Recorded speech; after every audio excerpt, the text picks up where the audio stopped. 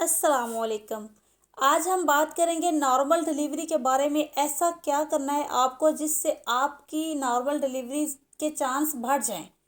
तो normal delivery का ताल्लुक आपके प्रेग्नेंट होने से पहले तक का है।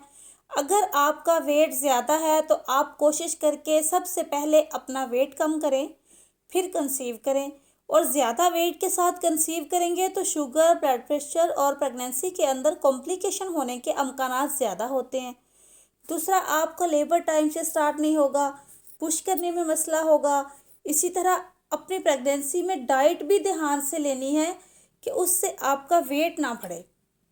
इसके अलावा बहुत अहम बात कि अपनी डिलीवरी ऐसी डॉक्टर के पास करवानी है जो नॉर्मल डिलीवरी की तरफ ज़्यादा रुझान रखती हो और 24 आवर्स अवेलेबल हो। ऐसी डॉक्टर जो 24 घंटे मौजूद नहीं होती वो नॉर्मल डिलीवरी का कभी भी रिस्क नहीं लेती, क्योंकि लेबर का कोई टाइम मुकर्रर नहीं है। बीसी डॉक्टर को होता है कि वो सी सेक्शन करें और जाएं, जो कि 15 से 20 मिनट में होता है। और नॉर्मल डिलीवरी को बाज़ दफ़ा 5 से 7 घंटे भी लग सकते हैं।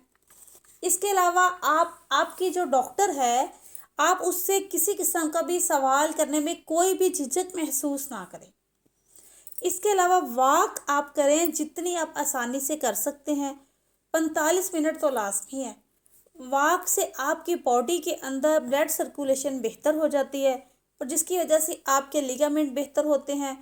अगर आप बेड रेस्ट पे रहेंगे तो लिगामेंट टाइट रहेंगे और ओपनिंग की कैपेसिटी बेहतर नहीं रहेगी।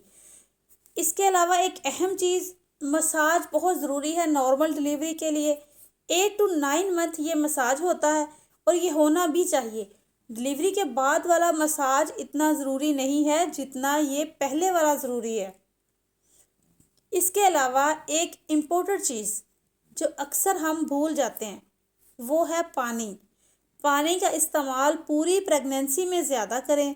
इससे आपके टिश्यू को आपकी जो टिश्यू है ना वो हाइड्रेट रहेंगे। जो टिश्यू हाइड्रेट होते हैं वो सख्त नहीं होते। इससे नॉर्मल डिलीवरी आसान हो जाती है। इसके बाद बारी आती है फूड की। तो फूड, डाइट, न्यूट्रिशन और कैलोरी का इस्तेमाल करें। फ्रेश जूसेस लें। इसके अलावा स्ट्रेस को भी अवॉइड करना है। जो पेशेंट स्ट्रेस लेते हैं उनके अंदर सी सेक्शन के चांस ज़्यादा होते हैं। खाने में आप 9वें महीने में पपीता या पपाया खाएं, ये बहुत बेहतर है।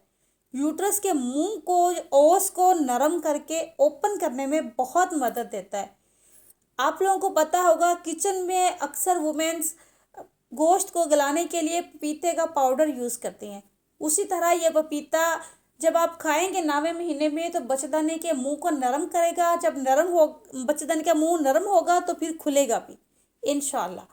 उम्मीद करती हूँ मेरी आज की वीडियो आपको पसंद आई होगी। साथ रहिएगा, मिलेंगे किसी नए टॉपिक के साथ नए दिन। अल्लाह हाफिज़।